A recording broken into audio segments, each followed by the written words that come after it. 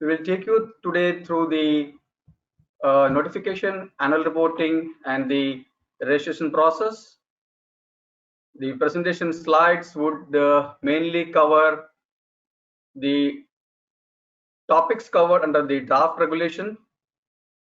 It will comprise today presentation with respect to the core principles, various chapters and schedules, a draft summary timeline as per the rule, obligations of the manufacturers, importers, and downstream users, the requirements of data while submitting the notification, the process involved therein, how it will be evaluated, what is that we need to submit during the annual reporting of the substance, data required for the registration under Schedule 7, the registration process in itself, how are intermediates to be handled as per this draft rule. We will take you through the chemical safety assessment requirements and the data which is required under the chemical safety report, which falls under the Schedule 8. How the technical dossier will be evaluated, that is the process involved in that, and how is that there is a evaluation and restriction of substance.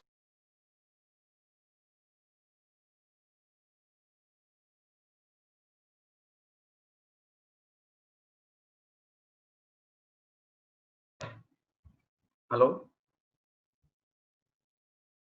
I hope everybody can hear me. There was some technical issues with the slide scrolling, and I apologize for that.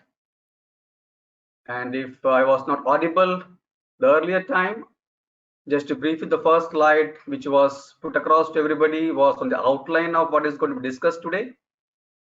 We will take you through the entire stages involved in the draft rule, step by step, stage by stage.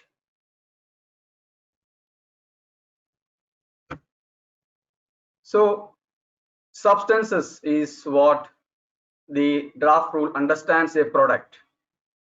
Means the product, in the product, all the substances has to be considered, and as per the draft rule, if it is more than 1 ton per year, that substance need to be notified. The another aspect is the registration. The registration is again for the substances. If it is more than 1 ton per year, and if it is listed under the Schedule 6 of the chemical substance, it has to undergo a registration process. Substances notified or registered will be evaluated. There will be a process of authorization of the substances by the concerned committee, and there will be a restriction prohibition of use on some of the substances based on the recommendations from the committee. One of the important things from this draft rule is the information in the supply chain. We need to be prompt enough to share the information in particularly about the chemical properties of the substance, its uses up and down the supply chain. Of course, what is going to be another aspect is the annual reporting, and it has to be submitted before 30th of every calendar year. Now this draft rule comprises of various chapters and schedules. The 98-page, tentative 98-page document, the draft form existing as on today, has 6 chapters. And we'll be discussing today in detail about the chapter number 3, that is the notification, registration, and restriction on use. There are total 19 schedules under this draft rule, and the priority list substance, which is in the Schedule 2, accounts to around 750 substances. The substance for registration is around 37 as on date, which will be added subsequently. There is a format for the technical dossier, the chemical safety report, safety data sheet. A list of 669 hazardous substances are included in Schedule 10. Then there are around 30 substances which are in Schedule 11, around 179 substances in Schedule 12. Then we have in this a schedule for the classification labeling. There is a format for the certificates that will be released by the government, and fees and payables.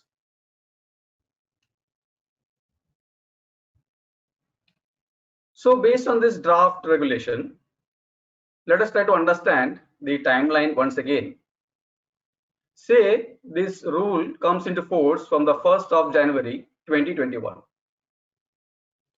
There will be a 1 year transition period, and post this 1 year transition period, the initial notification period will start. And the eligibility criteria for this notification is if the substance placed in the Indian market is more than 1 ton per year, and there will be end date, means the time period for us to notify the substance is 6 months. Once that has been done, it is annual reporting, which has to be submitted before 30th of January every calendar year. All the substances which undergoes notification prior to the end date of this initial notification period will be called as existing substances. All those that happens after this end date will be accounted as a new substances. For any new substance to be placed in the market, please notify those substances 90 days in advance prior to placing it. The registration timeline, especially for those already listed in the Schedule 6, that is 37 substances as on date, for them the time period is 18 months from the rule come into force. And we spoke if starts say the 1st of Jan 2021, so we have 18 months from there on. Eligibility criteria is 1 ton per year. Now, some of us may be having some substances listed in the Schedule 6, but it is not more than 1 ton. For such substances, the registration requirements, if at all, will be based on the committee's recommendation. Now, what are these substances which are in Schedule 6? They are basically, very persistent, very bioaccumulative, carcinogenic, persistent, bioaccumulative, and toxic for reproduction, and endocrine disruptors. Once the rule come into force, there will be roles and obligations, particularly for the manufacturers and the importers and the downstream users. So notify all the substances within the initial notification period. That's the first obligation. New substances, notify 90 days in advance prior to placing them in the market. Submit an annual report of the notified substances, information up and down the supply chain, registration of substances in Schedule 6, STS of the priority substances or hazardous substances or the intermediates to be as per GHS version 8. Safety audit report, if it's exceeding the threshold quantity as mentioned in the sections of Schedule 11 and 12 is required. And downstream users shall not procure substances, mixtures, intermediates, or articles for that matter in which substance or intermediates have not been notified or registered, or as the case may be. Notification data requirement comes in, and there is a format already elaborated under Schedule 5 of this draft rule. Notified is a person who submits the information to the authorities. It could be an authorized representative for the overseas manufacturers trying to place their products in Indian territory, and it could be industries or manufacturers or importers based out in India, or it could be their support divisions like consultants who will be supporting or submitting their information to the authorities. All of them will be under the section of name of notifier. They ask for basic information which has to be provided therein. The second section would be on the chemical identifiers. We need to spell out our substances common name, its IUPAC name, CAS numbers, and you see there IN number written. This IN number is equivalent or will be equivalent to the EC numbers we have in the European reach, or something like we have the KE in the Korean reach, which will be assigned by the authorities once they go through our document which is submitted and allocated to us, or will be allocated to everybody for that matter, depending upon the substance. Purity in percentage has to be declared. Also, the impurities in the substance which is greater than 0.1% weight by weight. Chemical structure details forms the section 3 of the data requirements. The molecular weights, SMILES, molecular and structural formulas, information on the optical activity, and typical ratio of the isomers if applicable. The type of substances, whether it's a monoconstituent, a multi-constituent, or a UVCV substance, has to be informed in the form. Spectral data, which you can get either using any of those equipments, but it has to be a concrete one so that the structure can be brought out very clearly. You may use an HPLC, GC, LCMS, infrared spectra, UV spectrophotometer, NMR, and a mass spectrum as applicable to your substance, depending upon whether it's a state of solid, liquid, or gaseous form. The fourth section in the data requirement is regarding the hazard classification of substance, which has to be as per the GHS version 8. Chemical use is very important section here, because there may be a primary use for a substance. Equally, it may have some dual uses. So the notifier need to ensure that all the potential use of the chemical substance is brought out in the notification submission. Also, we need to inform the name of the known downstream users. You may restrict yourself to the first downline user, but the intention here is to understand whether your product substance is being used as per the use you have specified through your safety data sheet or through the interaction you have with your customers. In case you come to know that your first downline user is passing the substance to other users and he has a different use, one should try to incorporate such uses also in the notification of your substance. Tonnage band, 4 in category 1 to 10, 10 to 100, 100,000 and above 1,000 tons per annum.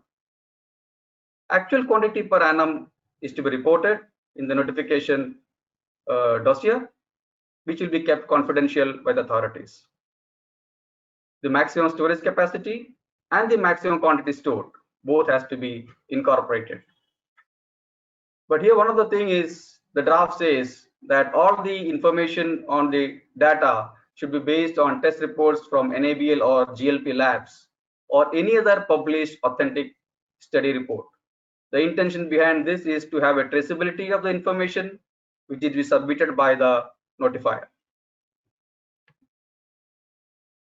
So to simplify how this looks like, the process, a substance notifier prepares the document as per the format of the data requirement for notification and submits it to the authorities. Authorities will go through a preliminary check, and if they find any information is inadequate or some of the sections are not being filled in properly, or if the relevant fees has not been paid, they will get back to the notifier and ask them to submit this additional information within a time period of 30 days. If the information is okay, it will be then passed on to the department to check whether there is any confidential business information request made by the submitter. If yes, the techno-legal unit would investigate those things and they would clear the application. And once that is done, the substance enters into the notified substance register. This means that a notification number would be assigned to the submission made and a certificate of notification will be released, and one can continue placing the substance in the market. This is applicable also for the new chemicals which will be placed in the market, but of course with 90 days prior submission. The process remains the same. Evaluation, the authorities would evaluate the submissions been made, how they'll be checking it. Based on the substance submissions made, they will see the available data with them. They will source it from various sources where they can and try to get it. They will evaluate the collected information at their end and check for the potential risk on the substance based on the use we have declared to them. They then will be recommending it to the scientific committee,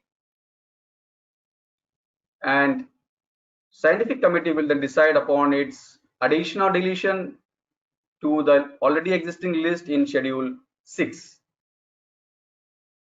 But prior to that doing, they will again pass it on to the steering committee.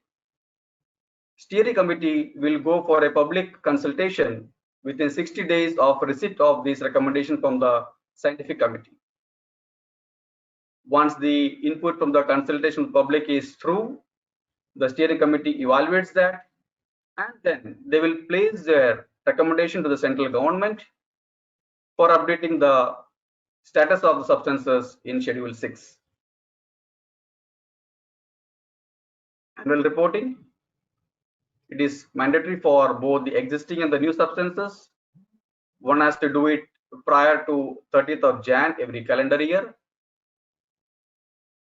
Here the actual quantities of substance placed in the market in the previous calendar year has to be informed, and in case there is a change or addition to the information submitted at the time of notification has to be clearly mentioned.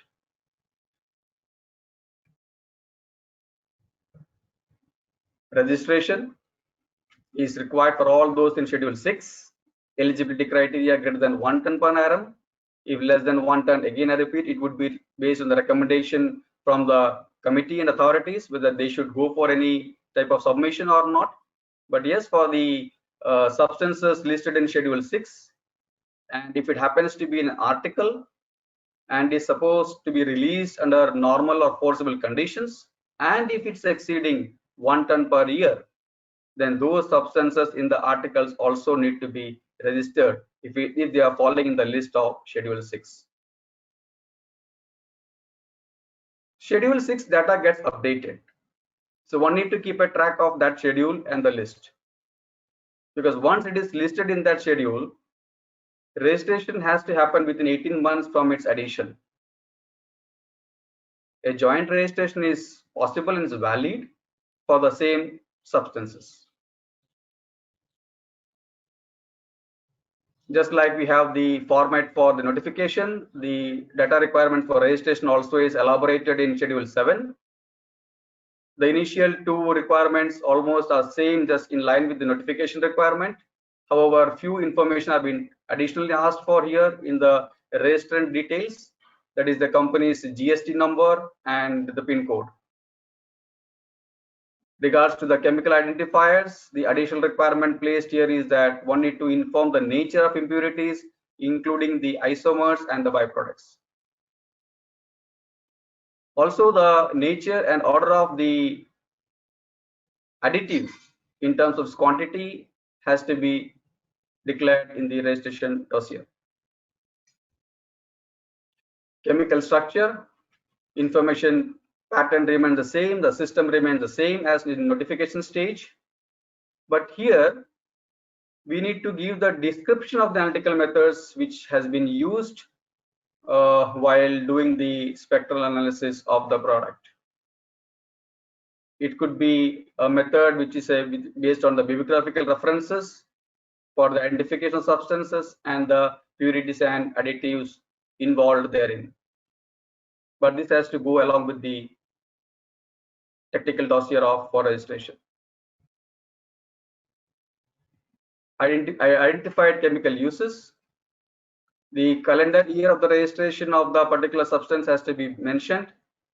Indication on the tonnage used for its own purpose has also been mentioned.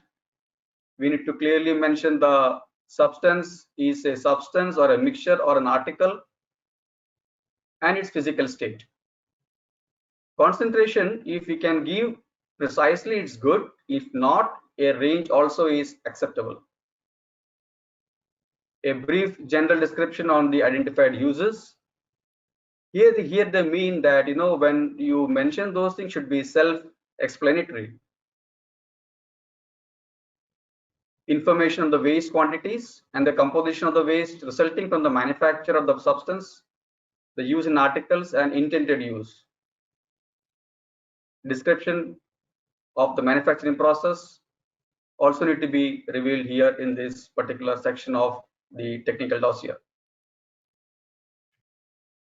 Now see, the importance of covering all intended use is because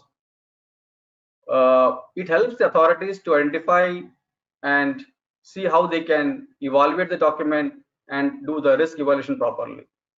Especially if the quantity is more than 1 ton per annum, you need to provide them with an exposed scenario, and if it's more than 10 tons, a chemical safety report has to be submitted. So if the use description is clearly been defined, it will be good for the authorities to evaluate your document, and there will be less of a queries coming from their end. Classification and labeling information would involve the hazard classification, the resulting hazard labels of the substances, and specific concentration limits if it is applicable. The draft does not say much about the robust study summary, but there is a column definitely mentioned out there, and which will come from other studies which forms part of other schedules. So, but this is one area where I think they will be, when they come with the final regulatory rules, those things may be incorporated. The section 7 of the document says that we have to declare the main use category, if it's for industrial use, a professional use, or a consumer use substance. And we also need to inform that if it's industrial or professional use, it is going to be used in a closed system or use resulting in inclusion into matrix. It's a non-dispersive use or a dispersive use. Significant exposure route for the human in particular through oral, dermal, or inhalatory cis path. If it's environmental exposure, of course, through the water, air, solid, and soil path has to be clearly defined in the document. The exposure pattern, like it would depend upon if it's an incident which is going to happen accidentally or it's going to happen infrequently, occasionally, or a continuous exposure. How would the entire registration process look like? So 1 ton per year is the eligibility criteria. The document is submitted to the chemical unit by the notifier. They check the preliminary information. If anything is required, it goes back to the notifier. If everything is okay, it is going to the to check if any CBI request has been made. If no CBI request has been made, the document is passed on to the chemistry and tox unit. They evaluate it. If data is satisfactory, a registration number and a certificate is released. And in case it's a CBI check, the technical legal team would give an go ahead based upon the request made in the application to them. But in case the chemistry and the toxic unit finds after evaluation that more information is required, it will again go back to the notifier, seek additional information, and the entire process of data evaluation starts once again until it is in a satisfactory format, so that they can release the registration number and the certificate. In case there is an update which you come to know about your own product, or it comes because of your own internal discussions, such updates need to be made within 30 days from you getting know about it. Schedule 6 chemicals, 18 months from the date of rule coming into force. The process remains the same. So we need to keep an eye on the new chemicals which would be added to the Schedule 6, because then we get only 18 months in total to make the entire registration process a success.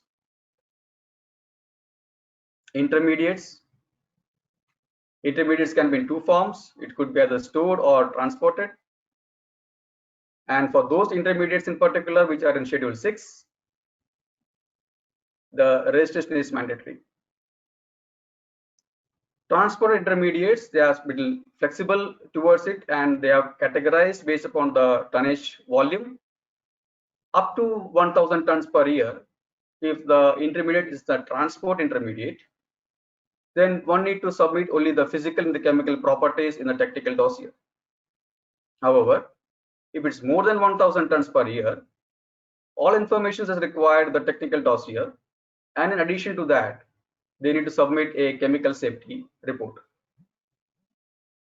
Now, what about those substances which are intermediates in storage or in transport form but not listed in Schedule 6? They are exempted from registration, but they need to be notified.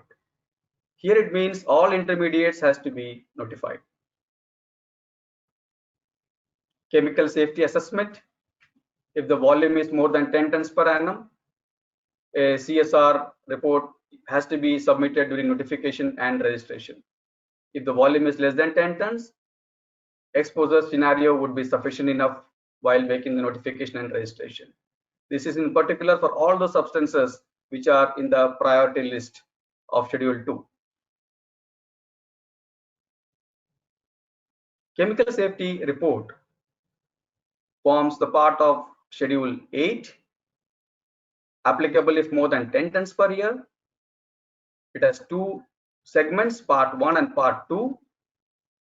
In the part 1, one need to give a summary of the risk management measures which has been taken for that particular substance falling in the Schedule 8. We need to elaborate on the measures which are implemented and how it has been communicated in the supply chain.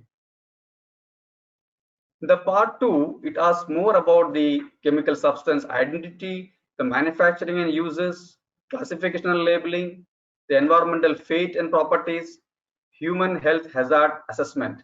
Maybe it's to the toxicity, carcinogenity, irritation, skin irritation, eye irritation, all those components will come under the point number 5 of human health hazard assessment.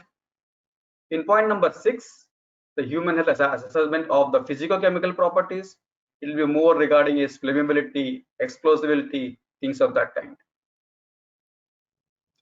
Environmental hazard assessment is one topic which has to be mentioned very detailed in the CSR report. Also on the persistent bioaccumulative and toxic and very persistent bioaccumulative and assessment of the substance. Exposure assessment and a risk characterization.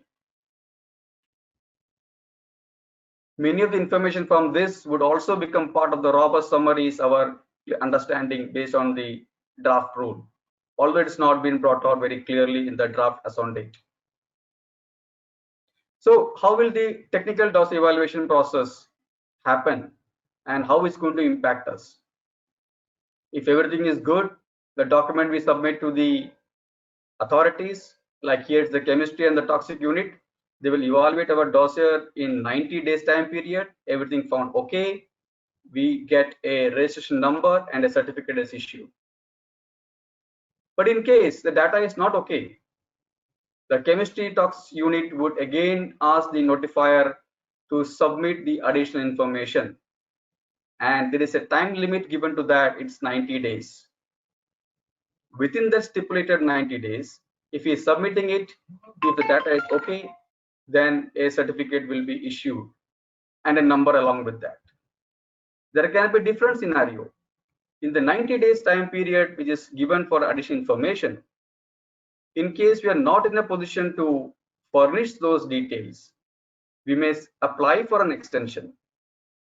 Extension may be granted or may not be granted. If it's granted and everything is okay, certificate will be released for the along with the registration number. But if it is not so, then the substance registration gets suspended. Please do not place substances in market when the substance registration is suspended. It will be a violation of the rules and can invite penalties. But say if it's in a suspended stage, we continue to supplement our information to the authorities till they get convinced with our submissions, and once they revoke our suspension, then we can place our substance in the market after receiving a certificate of registration. Evaluation and the registration process. This is the holistic way all the notified substances will be evaluated by the priority substance unit, the scientific committee, the risk assessment committee, and it will be based on the available data with them, the risk assessment information, the socio-economic impact assessment, and also the availability of suitable alternatives. For the substances as per the priority list, they place a recommendation to the steering committee. Steering committee will decide upon its inclusion in schedule 2 if the notified substance need to be restricted or prohibited for use, or its inclusion or deletion to the schedule 10, 11 and 12. Public consultation is carried out by the steering committee prior to recommending the government. But say suppose it is being accepted and they are confirmed that need to be restricted, then the notifier for using such substances need to submit an application for authorization for the restricted use. If the submission made is okay with the authorities, and if they deem it fit, for an initial period of 4 years, they can use the restricted substance. In case they want to further use it, they have to make a reapplication, and an additional max 4 year is given for such substances, indicating that one need to find an alternative substance for of similar type of one which is being restricted now. Confidentiality is maintained and one can certainly apply for it, as we spoke in the process of notification and registration. But prior to applying for the confidentiality, we need to ensure that and inform them why and which all information will be confidential, reasons for such request being made, and we need to provide them documentary evidences or information to validate our request. The submitted information remain confidential till the techno-legal team decides upon the confidentiality request, and if granted, certain information will remain confidential even after the expiry of the term. Let us be clear here that the confidentiality is not applicable for the classification of the substance and the endpoint summaries submitted to the authorities. A procedure has been set for how to test the various parameters and from where. OECD approved test methodology and protocols can be followed. In case there are multiple options provided within the OECD guidelines for a substance, one can choose any one of them, but with the concurrence of the risk assessment committee. Testing need to be carried out at NABL accredited labs and GLP labs in India. If you want to go for any appeal, there is a fee involved for such things, and we need to make it within 90 days or on the decision on submission to the steering committee, and the committee will respond within 60 days from the date we make an appeal to them. Safety data sheet. The schedule 9 of the rule has a format. It's a 16-point section. We need to abide by the GHS version 8. Responsibilities increases here because we need to provide additional information if the substance happens to be a priority substance and the tonnage is less than 10. We have to incorporate an exposed scenario to it. If it's more than 10, a safety report. I mean, the information on these two has to be part of the SDS. For articles, if there are any substances that are the priority list present in the article and it comes out intentionally or it's foreseen to come out, for such substances, if it's exceeding 0.1% weight by weight, a SDS has to be prepared following GHS version 8 and the format provided in the schedule 9 of the rule. Fees already been covered, but put up here just for information once again. So band-wise pricing done, considering the medium and small scale units and the large scale units. Pricing has been brought out both for notification and for registration. Also for the authorization of use for listed substances, there is a fee for retaining the confidentiality and also for making an appeal. Data updates, which becomes part of the annual reporting. If you're moving from 1 ton to 10 tons, from there to 10 to 100, there is a fee involved. Likewise, if the sales goes from 1 to 10 tons to say around say 1,000 tons, there is a different fee mentioned out there in the rule for such type of scenarios. So each of us would be fitting into any of these scenarios depending upon the growth of our business, and accordingly, every 30th of Jan, the next calendar year, these inputs has to be shared and the additional fees need to be paid to the authorities. For joint registration, it is valid for the same substances. Again, it's based on the tonnage band, and this we can make available to you and as you seek more information from us. So what are we going to carry away from here today post this session and understanding is of the basic rule as mentioned in the draft. If you have a notification certificate as per rule 8, if you have a registration certificate as per rule 10, both for the existing and the new substances, continue your business. Your substance registration has been suspended. Please do not place substance in the market till suspension is revoked or withdrawn. In case you do not hold a valid notification certificate, still you are continuing to place substance in the market, or your downstream user is asking you to provide the substances, please be careful. There will be a penalty on the per day basis of violation of such rules. And it is the downstream user is going to take care that he does not buy such substances which has not been notified or registered. So please do not miss the notification registration deadlines once the rule comes into force. And if you have any questions, you can please write to us. Visit our gpcgateway.com for more information. We look forward to answer all your queries at the earliest. Thank you so much.